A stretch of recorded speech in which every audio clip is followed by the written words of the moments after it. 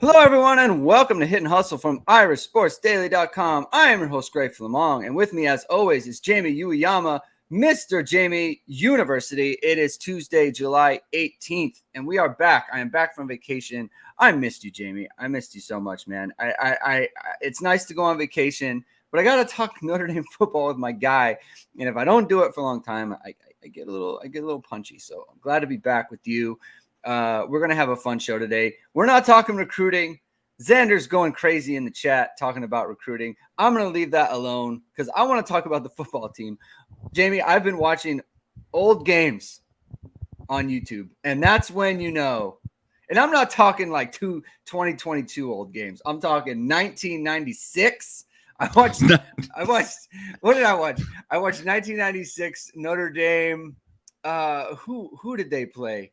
It was some goofball game that I hadn't seen. Boston College, at Boston College. Watch that. Matt Hasselbeck, get out of here. Such a whiny guy. Matt Hasselbeck. Watched that game. Watched 93 Notre Dame Northwestern yesterday. That's how you know the season's coming. So we're going to talk about the team and specifically the offense today. And it's time to get into it, man. It is. I've got that itch to talk about the team and what they can do in 2023. And what the offense can do in 2023. There's, every year I feel like, game is on the cusp of like, is it possible? Like they could be 40 points a game offense, right? Could they be? Could they not be? And it usually it doesn't happen, right? So we're going to see if 2023 is the year for that. So thank you, everyone, for tuning in. If this is your first time listening to the show, please hit the like button. Please hit the subscribe button and hit the notification bell so you know we're going live. If you want to catch our podcast, the links are in the description below if you'd like the audio form better. And before we get going, Jamie, of course, we're going to talk about ESQclothing.com. I don't know if you noticed, I put it on Twitter. Sam Hartman gallivanting about New York City, and they showed a photo of him in one of the media booths or media studios. He's wearing my ESQ shirt that I had on in our show. And I was like, there you go, right there. You can wear the custom dress shirts of Sam Hartman and the Notre Dame football team. It's the best quality. The official outfitter of Notre Dame football. Ga Wang, former Notre Dame alum, is the founder.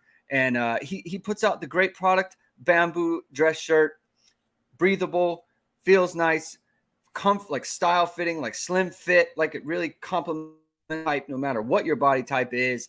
Machine washable, odor resistant, wrinkle resistant. It's great stuff, man. So head over to ESQclothing.com, upgrade your shirt game, dress up like Sam Hartman, right? The apparel deal is not out yet, but the Notre Dame apparel that they're wearing on the player walks, that's out right now. Go check out ESQclothing.com. All right, Jamie. First of all, how have you been? Let's talk about it. How have you been? Great. I've been great. Yeah, I'm getting ready to go with the season too, right? Like I've just started. I'm kind of wrapping up the Notre Dame opponent previews on ISD, and then we're getting some of the position stuff going forward, heading into camp, and I got. My sister and my niece and nephew are in town here visiting right now. So enjoying the summer. And but man, I'm dying for football, man. I'm dying for football. I'm just ready to go. It's time. Head over to IrishSportsDaily.com. Jamie's he's got 3 big questions for Notre Dame quarterbacks up. He's got opponent previews up. So if you want to catch up on that, who needs Lindy's? Jamie, who needs Athlon magazine when we've got our own Jamie Ueyama doing the opponent previews? I guarantee you he's doing a better job than all those other magazines. So it's all generic, probably written in like April or May or something. Jamie's I think like March, because they seem way off with a lot of the stuff. Way off. Like guys aren't on the roster anymore. It's a mess. So check out IrishSportsDaily.com. Jamie's got great previews. All right, before we get to the topic of the day, which is the Notre Dame offense. So I'm on break, Jamie, and I'm on vacation, and I'm checking in on the Irish Sports Daily message board because that's what you do, and our leader Mike Frank has posted some provocative questions talking about top quarterbacks since the 80s, top running backs, top wide receivers.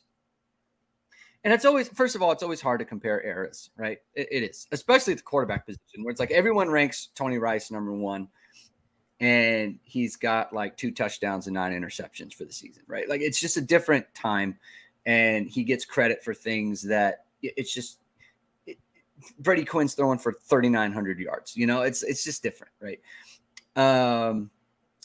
But there was one I have to talk about.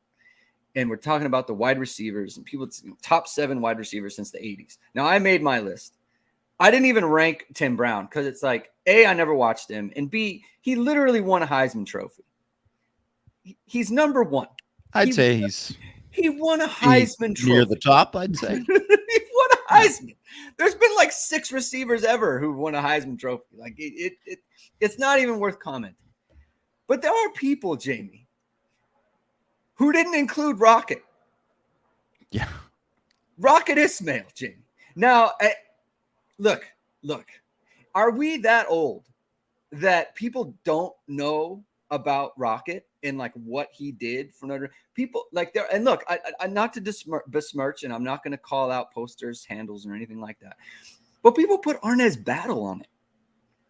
Lake Dawson. Lake Dawson. So it's not like, oh, you know, I just wasn't. It's the same era, basically, right after. Yeah. So Jason. There's no excuse for an era thing there. Yeah. Yeah. Jason Smith is asking me, did Derek Mays make my list? He was, I think he was 3rd. He was 3rd on my list. Yeah, he should be right up there. Because if you look at the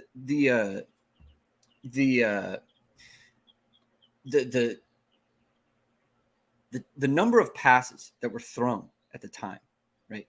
And you look at the number of target shares that Derek Mays got. Like if he played in today's era, we're talking like 80 catch seasons for like 1,400 yards, right? Like, yeah. It's just like it's you got to do that stuff. But I can't. Oh, go ahead, Jim. Yeah. Well, I was just gonna say it's just one of these things too. Like I think if you look at kind of how Rocket was used, it's just so different than how he'd be used today. Yeah. That for one, it's just like impossible to just say. It's just like how you're like, if you were going to talk about quarterbacks, and if like Jarius Jackson, and I don't even know if like where you would, if you put even Jarius Jackson on this, but just if Jarius Jackson played today compared to the time that he did play, I mean, he could have been a completely different quarterback because just systems have moved towards his skill set more. Yeah. And I think, I mean, first of all, Rocket, great in any era.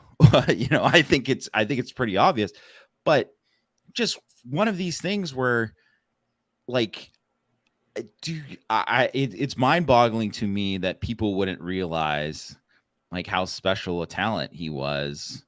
And it's just like one of these things, like, it's like all of a sudden, you know, not to whatever, I'm not pumping up my guy Greg here, but it's just like how there's somehow just like this weird like unappreciation of Kyle Hamilton for some people, because it's like, well, he missed the last, you know, 6 games of the year and he didn't play in the bowl game. It's like, yeah, the guy was friggin' awesome. I don't care, right? Like, and he even if he came back, it's just like people just forget that, like, oh yeah, remember when Jalen Smith like ruined his career basically by playing in the unnecessary bowl game, or that like Kyle Hamilton actually wasn't even healthy and cleared to play in that game, by the way. But it's just one of these things that just becomes like a stupid thing where like fans get into they have their own personal biases, so it like becomes something. And I don't know if it's because Rocket left early and then he didn't go to the NFL right away or whatever. Like, but I mean, first of all, he should have won the Heisman. Yeah. You know, well, he missed 2 games. Does that really hurt him? Yeah, and he should have won it that year. I think in hindsight, if they're redoing that, you know, he's getting in over Ty Detmer and that pass happy offense. But I just think like it's just one of these things you just can't deny the talent. It's just like you can even say about like I don't know if PQ what it do, what a screen name, but I don't know. I didn't see if Mike called him selfish, and I mean, he might have been a really selfish guy. I don't know. I mean, he certainly had all the hype basically since he was. I mean, he probably had a huge head because people were telling him he was great because he was great. But I mean, there's a lot of people who didn't like Golden Tate and kind of his attitude or antics and stuff like that too. But you just can't deny the guy was a great player. Like, you just can't deny it, right? You can't hate on the talent and what a guy can do. I just don't see any way how he couldn't be on the list. If you don't want to put him at the top because you said like, well, we'd never know, because he didn't play in this area. Okay, fine, whatever. I'm fine with that. But I just think, I think if he was playing in today's, first of all, the guy ran like a 4.25, like he would be. It would have translated, I think. Yeah, it would have translated. I think it would have worked out. I think that would have played in today's college football. Look, he was Reggie Bush of the time.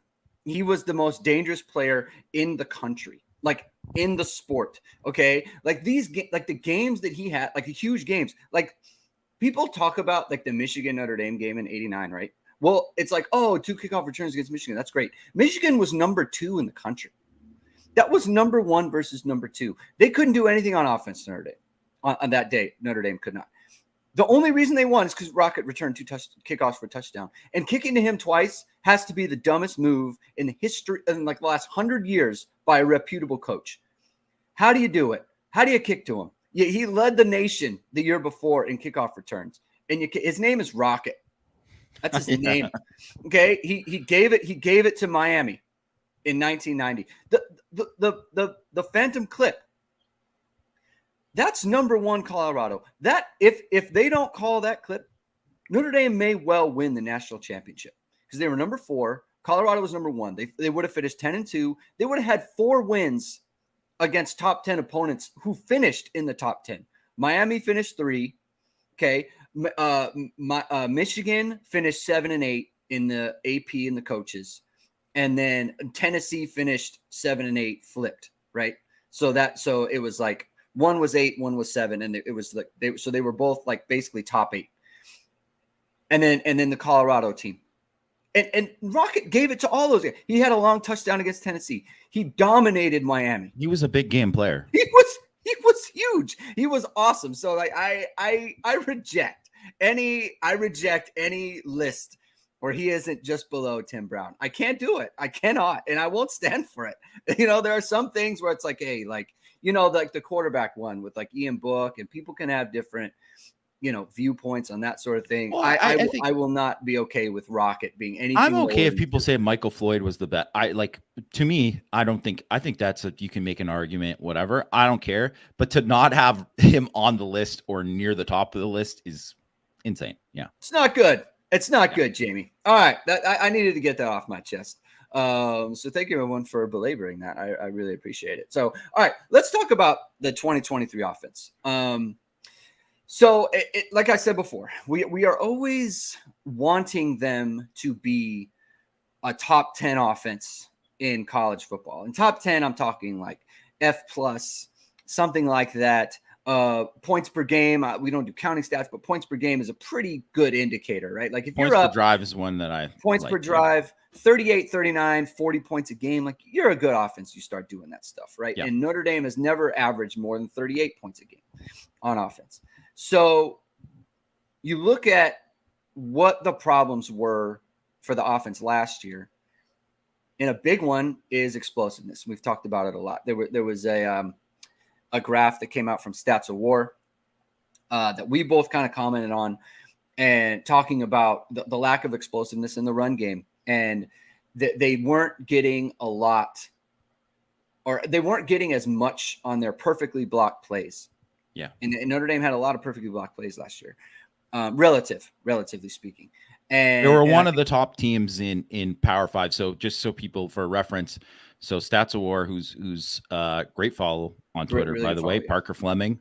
He used to work for Football Outsiders, I believe. Yeah, and he does a lot of stuff. I highly suggest anyone follows him. I think he's one of the best, if not the best, college football analytics guy out there. Does a great job with his graph stuff. Does a great job with his EPA stuff, and he does a lot of like game preview stuff that I find like really useful, and it's just good context to add to things. And he had a graph that he put up where it was, blocks or run plays without a blown assignment, right? Yeah. And he had Notre Dame, and it was just of Power 5 teams, and Notre Dame was, I think, like 6th or something like that. Like they were one of the top teams in it. And I don't think you would see that, it like you wouldn't think that based on their amount of running success. Like they ran the ball fine last year, but it wasn't normally when you block it up that well, it's like, okay, well, you're going to get a lot of explosive plays. And I think some of that is personnel, because I don't think Estime or Diggs, they weren't home run hitters. I know, yes, whatever. I know Diggs had a 75-yard touchdown, I think, but he's not a home run hitter. He's not a guy who's just going to just straight up run away from people all the time. And the same with Estime, right? Like that's not their games. And Tyree, would trip over a shoelace, right? Like he just couldn't keep his balance, he could have broke a bunch last year if he had better balance. Yeah, here we go. Grace got it up here. Sorry, they were 9th or whatever it was. But it's basically, I think part of it was that personnel wise, but then part of it is that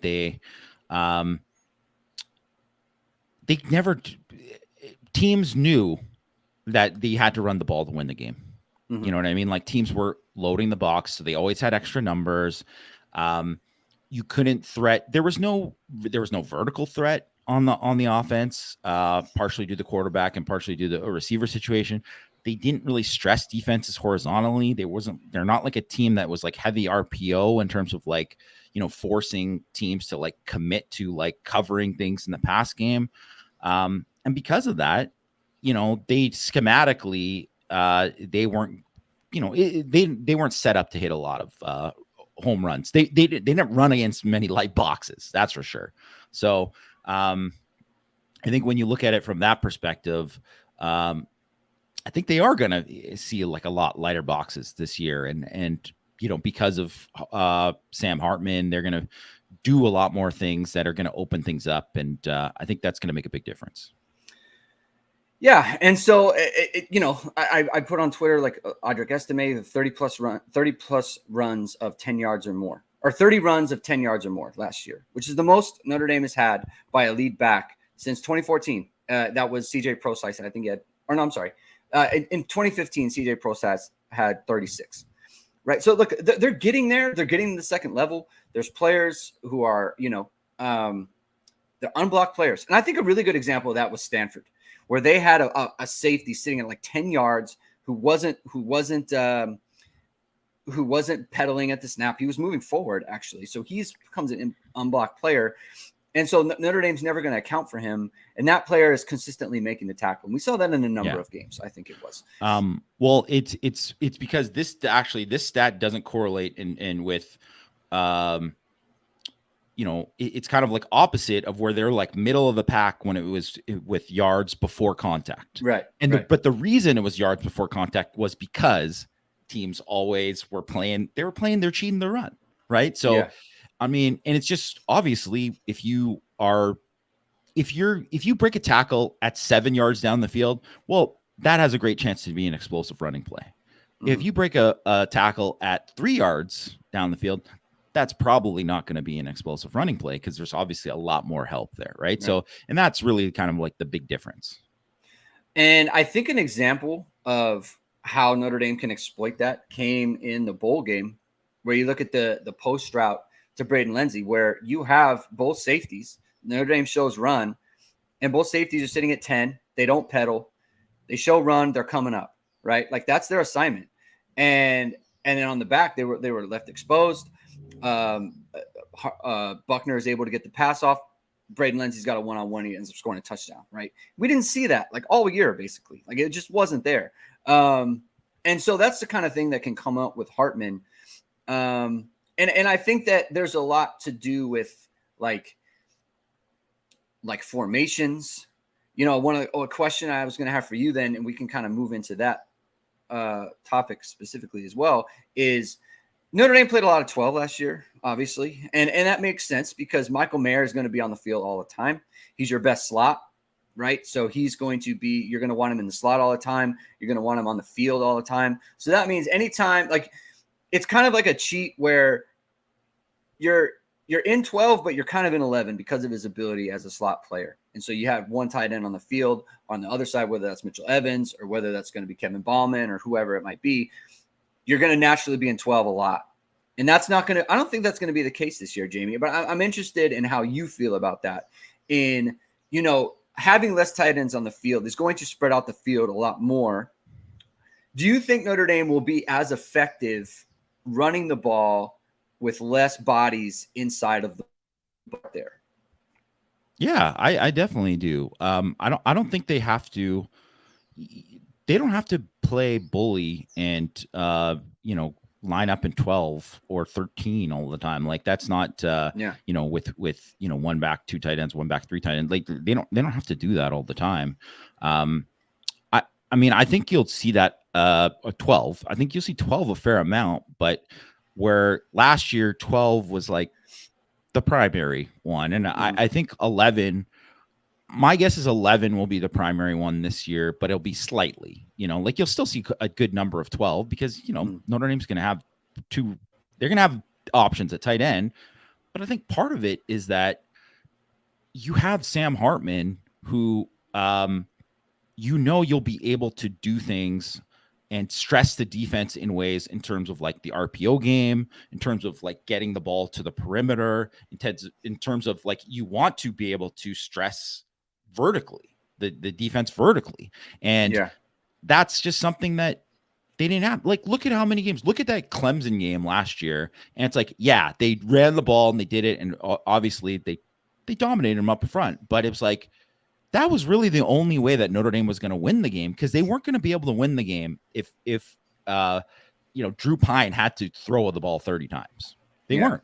And they really weren't going to be able to do that against anyone, really, right? Like that just wasn't Drew Pine. That's not how the offense, the personnel was built too. So in general, so I think, you know, this year it is different, and you want to be able to take advantage of the fact that you have a Sam Hartman, and that you have, you know, you should have multiple options in the slot too. And the fact that now your best slot isn't Michael Mayer, your best slot is probably Jaden Thomas or Tyree, or maybe Rico Flores or Jaden Greathouse, or like, you know what I mean? You have where that wasn't the case last year. Like you wanted to have Michael Mayer in the slot, and he was the, you know, your guy who was like, we got to get the ball to this guy.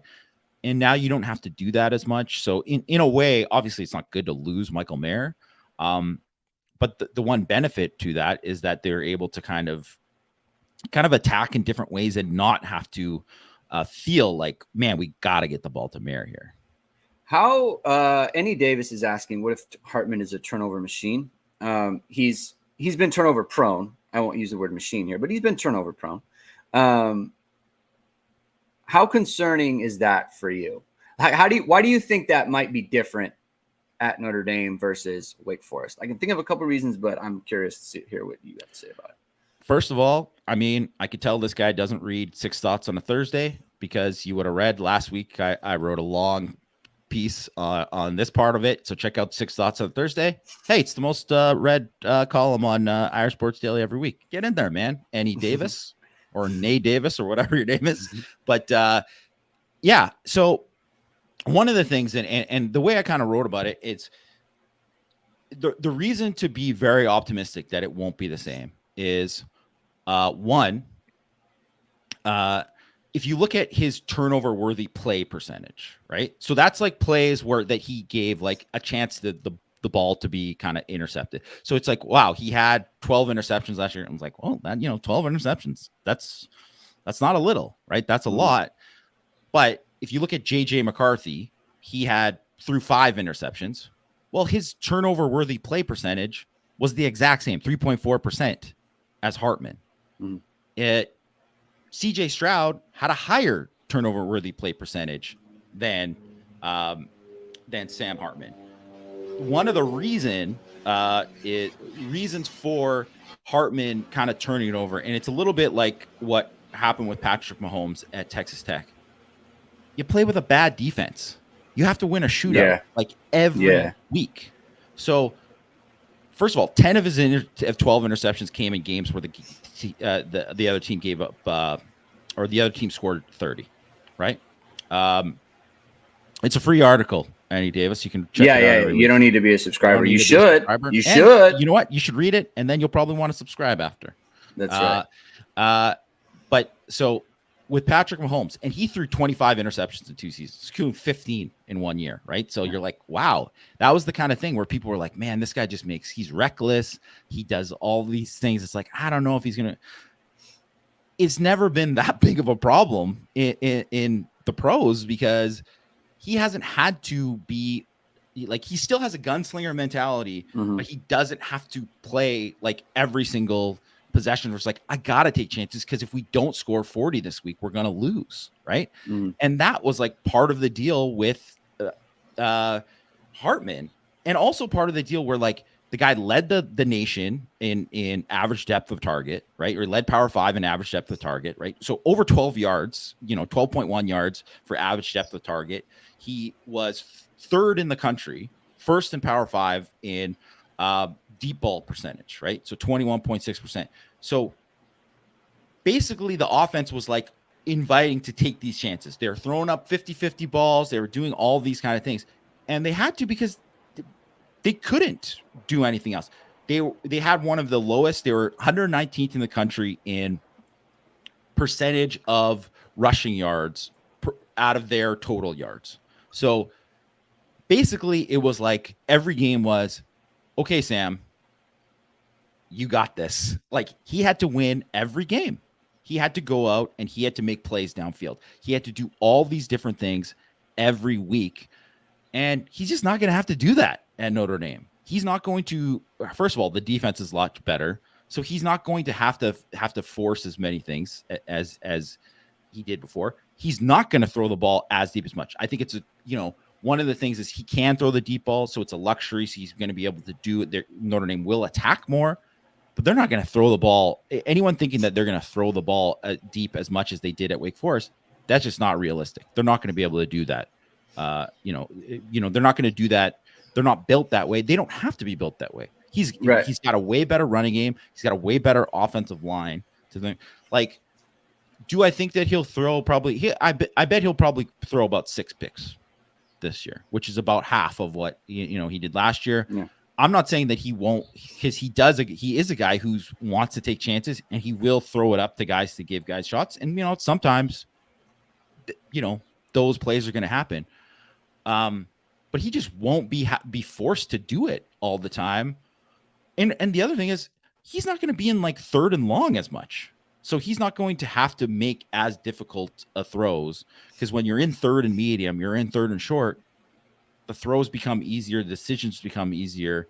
So I just don't see it being a big problem. It's just like one of those things. It's like, that's why too, the advanced stats are great, because it gives more context to what it is. And if you're just looking at counting stat, you're like, man, 12 picks, like, I don't know about that. Or even looking at his percentages of like what, man, he's only like a 60% passer or whatever. It's like, well, I mean, if you're throwing the ball deep, 20, like literally 1 out of every 5 passes, like 50% on deep balls is like outstanding, right? Yeah. Like, 45 and up is really good, right? So if you're looking at it from that perspective, of course, your numbers are going to go down. You're going to be affected by it. So, I mean, I think just based on the offense, based on the personnel around him, I think you're going to see a lot of these numbers go up. And it's also one of the reasons why he chose to go to Notre Dame, is because he didn't want to be like, he's a gimmick quarterback having to do all this all the time. He gets a chance to prove it. And it's like, and he doesn't have the natural, unbelievable gifts that Patrick Mahomes has. So he can't just they weren't going to be like, well, we're just going to take you anyways, and we're just going to teach you because, you can throw a ball 80 yards in the air. He doesn't have that. So it's going to benefit him to be in this kind of offense with this kind of personnel. And I mean, I would be surprised if if the interception numbers were close to what they were last year at Wake. I think a good example of what can happen to a player when the offense is forced to chase games all the time is Everett Golson in the second half of 2014, when it was really like Brian Kelly came out and said, like, our defense is not good enough. We need to outscore teams. And they got a little loose, and it got to the point where it's like they played outside the comfort zone of what they wanted to do. And that's when it got loose for him, you know, and we haven't really seen since then. We haven't seen Notre Dame quarterbacks just be like turnover machines, right? Like it just hasn't been a part of it. And so I think given that, you know, it's just less likely that Hartman's going to be what he was at Wake Forest, right? Like you said, like Wake Forest they're in a lot of 40-point games, you know, like they have to chase the game all the time.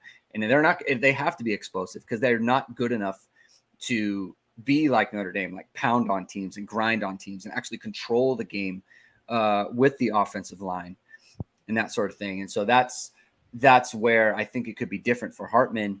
It was interesting to see the balance between, you know, it's not going to be like Wake Forest, but I think there are areas where Notre Dame quarterbacks just haven't looked to push the ball, especially to the middle of the field, away from kind of the play, like strong side, play side. Some of the throws that he made in the blue gold game, really. Yeah. Right. Yeah. And that like, is just the quarterbacks just aren't looking there, you know, and I might put out a video as we get into camp about some of the missed opportunities from Notre Dame quarterback years, and this includes Jack Cohn as well. Like they're just, and especially at the slot, and that's a position we're going to talk about in a little bit, because I think there's a lot there that Hartman has been very good about capitalizing on the slot play and getting the slot deep.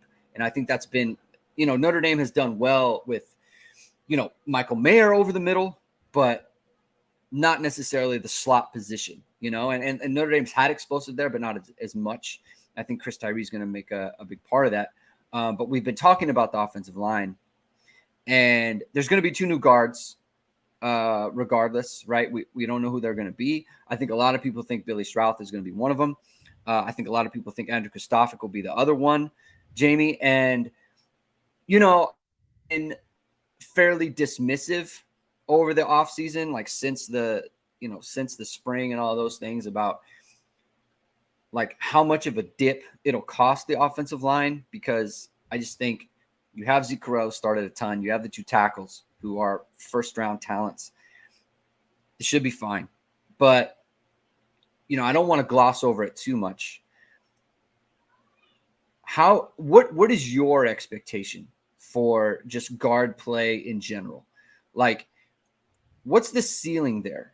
How much should we expect that they will be kind of up to speed in the early portions of the season, going into Ohio State? I mean, what is your expectation there? Because mine is fairly high, but I wonder if yours is a little bit, you know, more realistic, something like that.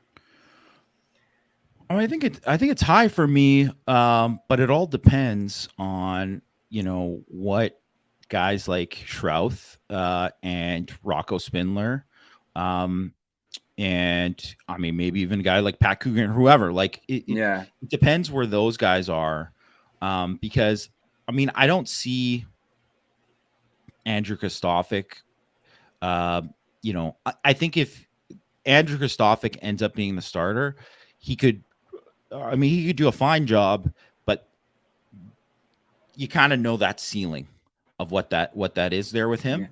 And with Strouth and Spindler, obviously, there's a lot more to grow, right? And just I'm thinking in the guard position in general, because really like the only guy who's kind of had experience is Kostofik, right? So and he's a 5th-year guy, and you know you kind of know where he's at. And I do say I've heard that Spindler had a really good summer, and that he's you know, because I think like even a year ago, I probably would have said, and a lot of people would have said, like, man, I don't know if Rocco Spindler's ever going to play. Not on the roster. Notre Dame. Yeah. Like, like this could be a big thing. And I really think that he's taken some really nice steps, like both physically and mentally. Matt brought him up too, by the way, Yeah. on Power Hour yesterday. Yeah. So in that, I do think he's a guy who's going to be in the mix. And I do think that he's like a kind of guy who could maybe like change the ceiling a little bit, because I mean, you don't have a lot of guys who are 325 at guard for them. And he is a guy who's that. He's big and he can move people in the run game. I think Shrouth certainly has some of that too, that you've seen. But I mean, obviously, I think everything is about where, I think if Notre Dame played Ohio State week 1, like they did last year, I would be really concerned about the guard position going into that, because of kind of like how things are set up. And it's not to say they won't be tested early, because obviously, I mean, Navy's going to throw a lot at those guys. Navy's going to throw a lot at whoever the guards are. They're going to bring a ton of pressure. NC State is a pressure team, right? They blitz a ton. They're going to, really push them too. But you kind of have that first bit, like the first month really, to kind of like work out the kinks, to kind of figure out maybe if you want to make a change at the position, like they kind of did in 2021, where they ended up making the change with bringing Kristofik and bringing an alt at left tackle. If you get into a kind of situation like that, maybe that is, you have the time to kind of figure it out. And it's not to say like you shouldn't think all those games are going to be cakewalks, but certainly that's not the hardest part of the schedule. That games 5 to 8 is the very hardest part of the schedule, right? And so you kind of have to get it kind of figured out by then, and get kind of things settled. And that's typical for any offensive line. Like you're going to even just remember that 2020 offensive line. And obviously there was other circumstances that went along with it in terms of like the COVID year and all that, but they didn't look lights out in that first week. And then they really kind of took off from there, and they got a lot better. And they started to work way better as a group and as a unit. And then they ended up being, a Joe Moore award candidate at the end. So it's about kind of growth and where they can go from there. But I really like the potential there.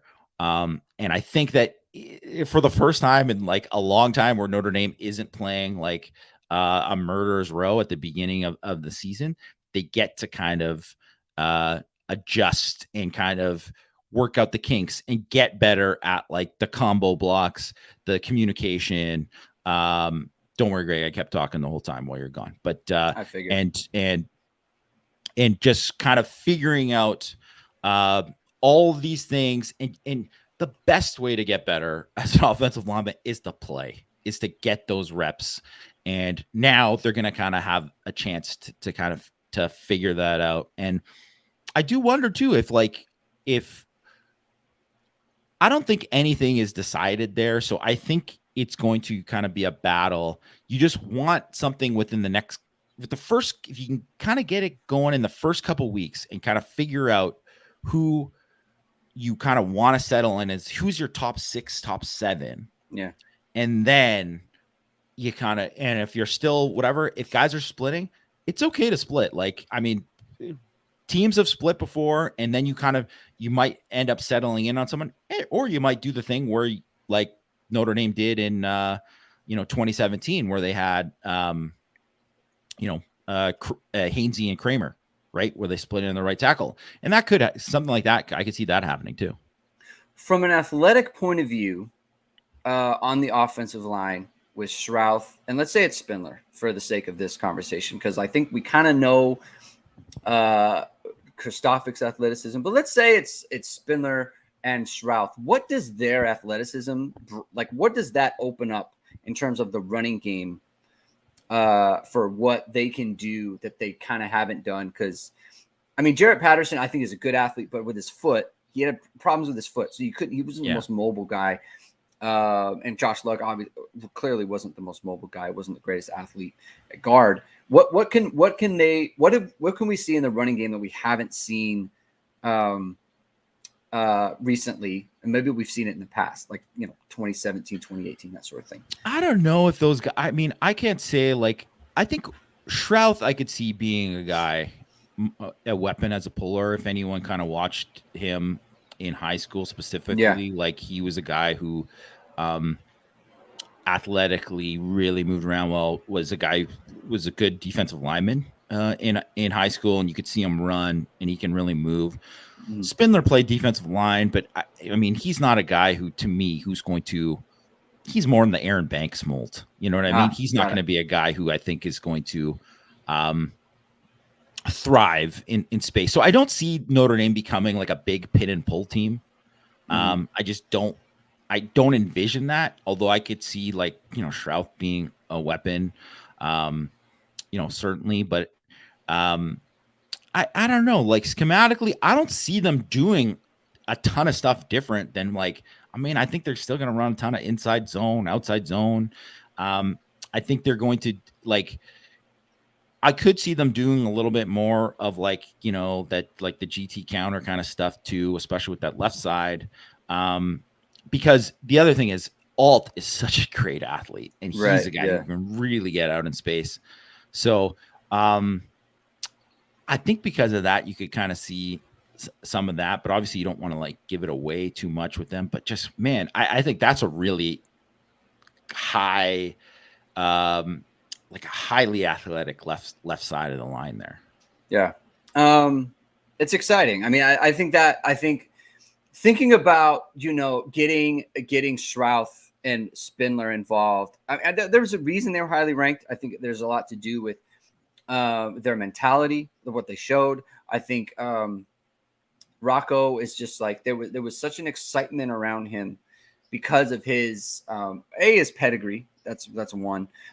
B, people thought he could be a good defensive lineman, right? Like, I think he had that kind of aura about him that people thought he was better, than Blake Fisher, which was to you probably very silly, but like just in terms of top 100 prospect. He was a very highly rated prospect. Yes.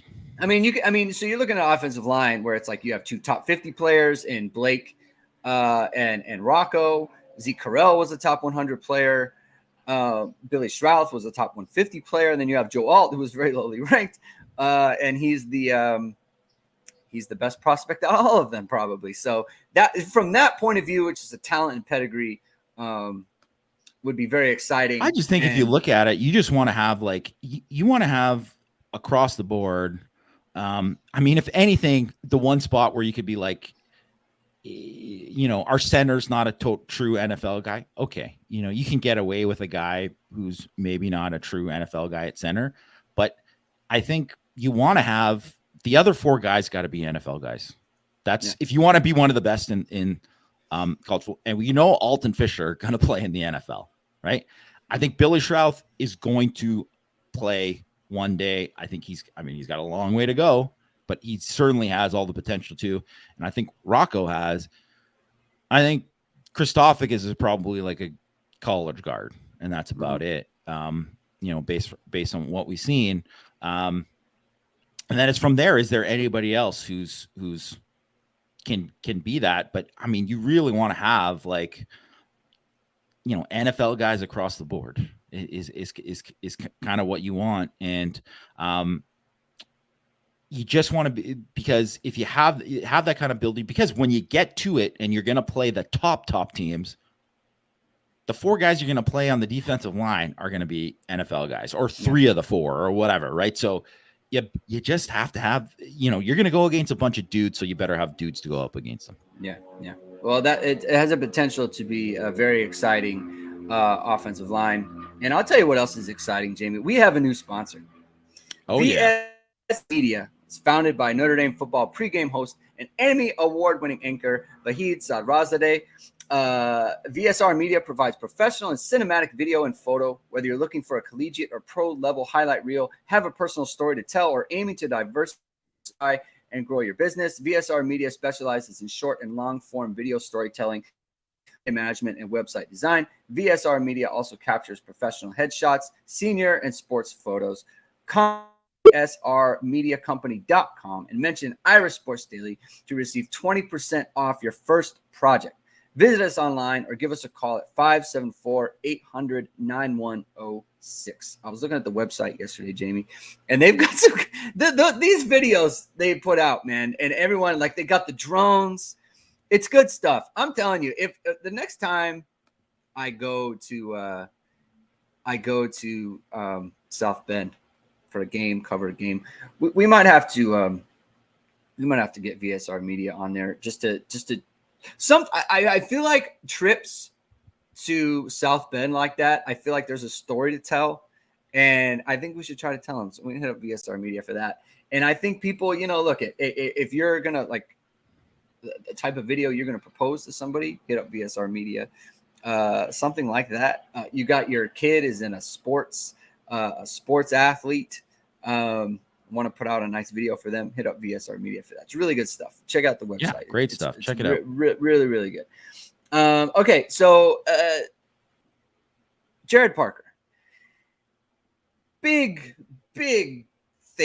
Like a new offensive coordinator. What is he going to bring? I'm going to tell you right now. I think that they're keeping the same structure as they had before.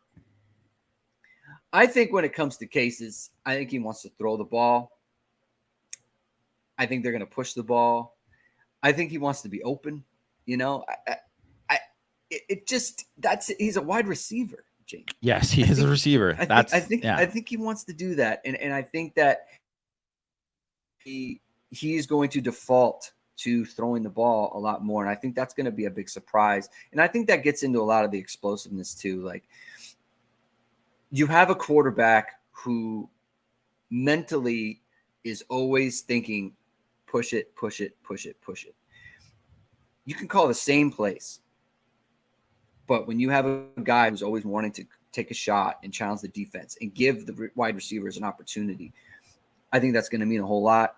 And the only question I have with Jared Parker is the adjustments you make in game. Tommy Rees I think he was very good at calling, he could identify a weakness in a defense and could hit it, especially in the running game. We didn't really see it so much in the passing game, but in the running game, if he found your weakness, he would pound you and he would get it. And like we saw this against Clemson, where he had just had them in knots, right? Like he just couldn't figure it out. He was moving players all around the field. He out-schemed them. He out-leveraged them. And that sort of thing Tommy Rees is really good at. Parker is good at that. Start a big game.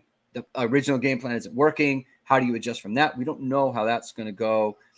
And so it's just, those are the open questions, but I expect a much more open offense, especially, you have Sam Hartman, just take shots. Right. So, but what are your expectations for Jared Parker kind of as we head into fall camp here?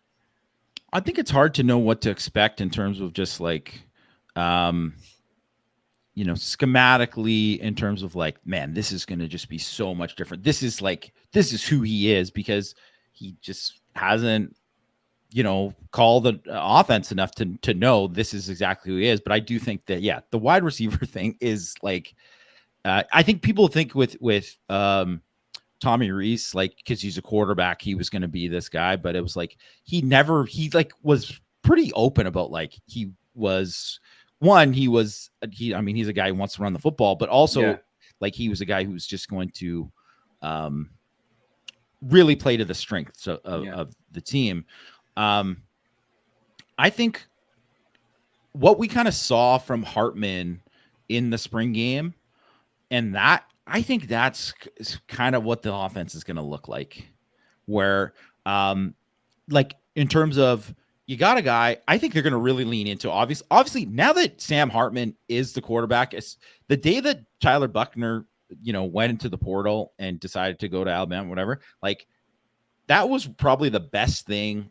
Maybe not the best thing depth wise for Notre Dame, but it was the best thing in terms of like planning the offense and like being like, this is who we're going to be, because now they can just say, okay, well, Hartman's the guy. We're leaning into his skill set. You just you got a guy who basically took a 5-year masterclass in running RPOs. And I'm not talking about slow mesh, but I'm just talking about RPOs in general. And you saw that. You saw him with the decision making and the accuracy and all of that in the RPO game in the spring game. And I think that's the kind of thing, like, I mean, Craig, you and we've been on this a lot. Like, there's been opportunities and Notre Dame has not taken advantage of it. And whether that is partially Rees, I think it was mostly quarterback stuff. Like, they just weren't leaning into it like they should, especially because this is college football. That's the whole, like, that's the biggest advantage you have in college football, is that you can have guys who can go 3 yards down the field and you can run these RPOs, and you now have a guy who can run it and make these decisions, who's going to force you to respect it. And if you don't respect it, you're going to get burned. And that's going to lead to either more opportunities for yards after the catch, or open up things in the running game, because you have to play. You have to defend the perimeter. You have to defend the entire field more. Right. And like you said, they're not going to be afraid to take the shots down the field. That's not going to I mean, I don't know that this was happening, but I could have seen it happening where Tommy Rees would have came in and been like, don't take that shot right now. Like, saying that, to like make sure, like, keep it safe. They're not going to say that to Hartman, right? Like, they're not going to tell him to do that. So I just think they're good. I think one thing you're going to see is a lot more of the kind of like slot fade stuff, right? Where you're going to see that with like Tyree, with like, remember that clip from the scrimmage that was closed or whatever, but you saw him make that big play in the scrimmage where he had that back shoulder thing. So that kind of thing, I think you're going to see that, like, little bit of Jada Thomas where you saw him kind of getting vertical in the string. I think you see more of that stuff. You're going to see more of like them just kind of attacking down the sidelines more. And like, I think you kind of got to lean into, because let's just say, I mean, one big question mark for me heading into this is, I think Tobias Merriweather has just sky high potential, but I mean, we didn't really get to see it fully. Like, at least when we weren't there, everyone was obviously raving about, like, the kind of like spring he was having, and he was showing all this potential, but just whether it was spring game, whether it was the open practices, I mean, he didn't have big days those days. We didn't show. And so we really haven't seen it and seen that kind of level consistency. But kind of regardless of that, he's just a guy who's big and can get vertical. And even if he's just that guy, you got to get the ball to a guy like that, and you got to take those shots. So I think where before, even I say with Lindsey or Styles, those weren't guys that, I mean, you would test them, you would throw the ball vertically, but it's like they're different kind of vertical receivers than a Merriweather, right? Yeah. So I think that is another kind of thing to kind of look at too with it. And I just think that I do think Parker's going to lean into that kind of thing, and just and it's not that Tommy Rees wasn't aggressive. He was aggressive, right? But it's just, he's going to be a little bit more aggressive throwing the football. And I think personnel wise, he'll be able to do that.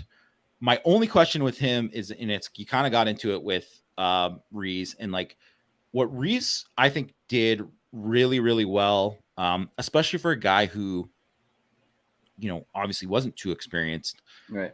He was kind of in that, he thought of it in the same way that a Kyle Shanahan would think of it, where in terms of like, I'm calling this play because 2 series from now, I'm calling the wheel route off of this. Yeah. Right.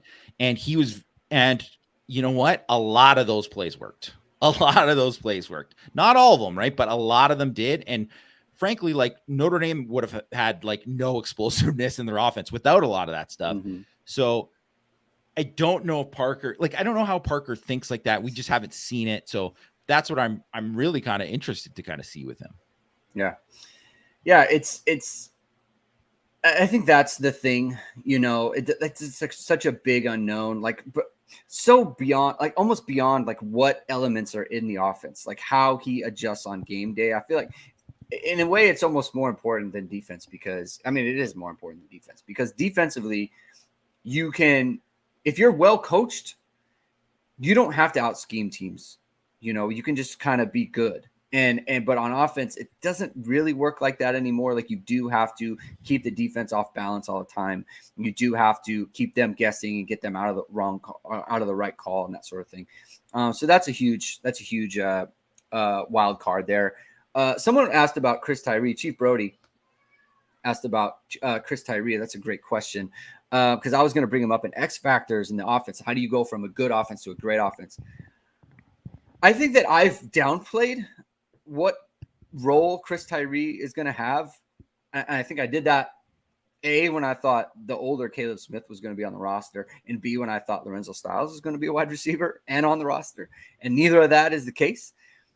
I think Chris Tyree is going to have a really big role this year. He's a big question mark in terms of how good can he be? Because look, very fast. I think that's established. But we don't know if he can be a wide receiver. We don't know how he's going to do on a post route. Like perfect example with the post route that Avery Davis ran against Clemson to win the game late in the fourth. Like, can Chris Tyree do that? We don't know. Can he do that? Can he be an option route guy? Like we saw a lot, like Chris Fink was really good at that, like running the option routes and that sort of thing. Can he do those things? If he can, with his skill set, with the speed that he has, now you're really cooking with gas. Like that then that's a real problem, because you have the size. You have Tobias, you have Jaden Greathouse, a big guy. You have Jaden Thomas, who's a really big guy, right? You have the tight ends. There's a lot of size. There's not a lot of like small speed on the Notre Dame roster. And it's Chris Tyree right now, who we expect to play a lot. What he can be is a big part of what the Notre Dame offense can be, in my opinion, especially from an explosiveness standpoint, right? So he's like, I'm paying attention to his development and the way that people are talking about him, probably more than any other player on the Notre Dame offense right now. I mean, there's a couple guys, like, I'm curious about Devin Ford. Like, he's a complete unknown. Like, what can he do? Holden Stays is another one where it's like I'm kind of tracking how people are talking about him. And this is all skill position wise. JD Price is obviously one everyone's going to be paying attention to coming off an injury. But Chris Tyree is the one where it's like, you have the potential to be on the field a lot and really change the NotreAme offense. I'm curious what you think about him, and if there's another kind of wild card player that you see affecting how the offense can, the ceiling of the offense in 2023. I mean, he definitely was on my list as a guy that if he, like, you just don't know what to expect in terms of, it's an adjustment. But we're looking for, if you're looking for someone who's going to be an explosive player, like he's one of the fastest guys on the team, might be the fastest guy in the team. And I don't think he has to be this, all of a sudden he's this dynamic slot receiver that's like, man, he's the guy who's winning on third down. He's this unbelievable route runner. He's this, doing all of these kind of things where you're like, he becomes a go-to guy. I would be kind of shocked if that kind of happened for him. But I think the main thing is, can he be a guy that like basically every second game, this guy's going to give you an explosive play that can kind of help you win the game. Yeah. Right.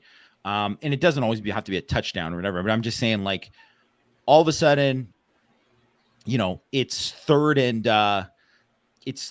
7, he gets a step on someone on a crosser, but he just has that speed that if you take a bad angle, he's going to get like 20 yards because of that, because he has that speed. Right. So that kind of thing is what I'm kind of thinking with Tyree is, can he do that and be that guy? Because that is like a really, really valuable thing just to be like someone who just can get you like all of a sudden, statistically, if you complete like a 30-yard pass for 30 yards or more on a drive, you're scoring like 90% of the time. Yeah. Right. You're getting at least a field goal on like 90% of the time. And like it's high 80s or like mid 80s for like touchdowns. If you get like a play of 30 yards or more through the air. So that's why, I mean, it's just, you need more explosiveness in general. And I think, you mentioned kind of the run game, and the run game, they definitely need to be more explosive too. But just in the pass game, it can't be just about the deep ball, right? It can't be just about the deep ball. Can you get something more? And I'm not saying that he's going to be a guy that you can throw like a bubble to and he's going to take it to the crib or anything. I don't know. Like, I mean, I don't see that with him, maybe, but like, I doubt it. It's just about more of like, here's something like, okay, well, you got him. It's like, well, guess what? Now, we got Tyree on a slow-footed safety. We're running a slot fade here, right? Like just that kind of stuff is because there's just not many guys. I don't care, on the field ever. How many guys run like, sub 4.4 on the field on any team? Not a lot, right? So you have to be able to take advantage of that guy, and he has to be something for Notre Dame in the passing game. Yeah. And there's just like so many like little plays. And I'll say Chris Fink because he was the most recent, where it's just he would just have a catch, like you said, on 3rd and 7. And it's like you don't think of it in the grand scheme, but they're so important. Like you just, we move the sticks. We move the sticks, and then we get a big play. Like we move the sticks, next play we hit a 30-yard pass. And everyone remembers a 30-yard pass, but you got to move the sticks first. And can like he be that guy where it's like you have a matchup where it's like no one's going to really pay attention to him because of the wide receivers and because of the tight end, right? Like you're just not paying attention to him too much. It's a kind of guy like in the game plan where it's like they talk about him, but they don't talk about him a lot, right? Like you talk about other guys, and for the defense, it's just kind of like, you're on him, and that's your assignment, right? And then you spend a ton of time focusing on kind of all the other stuff. And it's like the guy that you don't really focus on, like, can he win consistently, right? And it's like you said, it doesn't have to be, doesn't even have to be every game, but like you said, every other game, is there something that happens where it's like, darn it, that guy, like he got us, and I think he can be that. I think he's going to be on the field a lot. I said, I don't think he's going to have that big a role. I think he might play the most snaps of his career this year. I think that's possible. He might actually, yeah. And if he does, I think that bodes well because they obviously won't put him out there, right? If it's not, that means he's making plays, right? So I think that's very important. Michael Stavola says Percy Harvin type. I don't see that. No, I don't. Percy Harvin was really good. I mean, especially in the running game. Like there was so much in the running game. He's like a unicorn. There's not many guys like Percy Harvin. There every little like wide receiver or running back that comes. It's like, any guy who's like a hybrid guy is like Percy. It's like the closest to Percy Harvin was probably Golden Tate. Actually, speaking of for a Notre Dame guy, for a Notre Dame player, like he was that you could put him in the backfield, and they didn't do it as much, but who could be Percy Harvin type?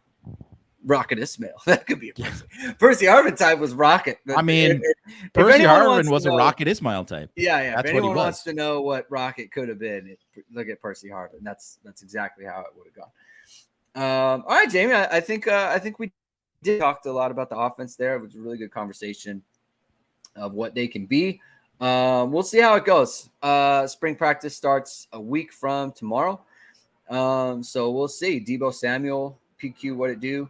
Not quite Debo. He's a big guy. Yeah, so it's hard to find guys like that. So like let's lower the expectations a little. Yeah. Rob Wozniak, full circle with the Rocket Ismail. So thank you everyone for tuning in. I'll be back on Thursday. Jamie, like he mentioned before, he's got family in town, so Jamie's not going to be on the show. So I'll be back either with a guest or it'll just be me, or we'll be talking about the defense, and whatever people in the chat want to talk about that day. If it's just me, I'll interact with the chat a bunch. So we'll talk about that. It's going to be really good. And then maybe I'll dabble. Maybe I'll dabble with recruiting. I don't know, because KVA's announcing on Friday, so we'll see what that is. But I don't want to get into it too much because I'm tired of talking about it. All right, so thank you everyone for tuning in. If you like what you heard, hit the like, hit subscribe, hit the notification bell. Links to the podcast are in the description below. Have a good rest of the day, and we will talk to you on Thursday.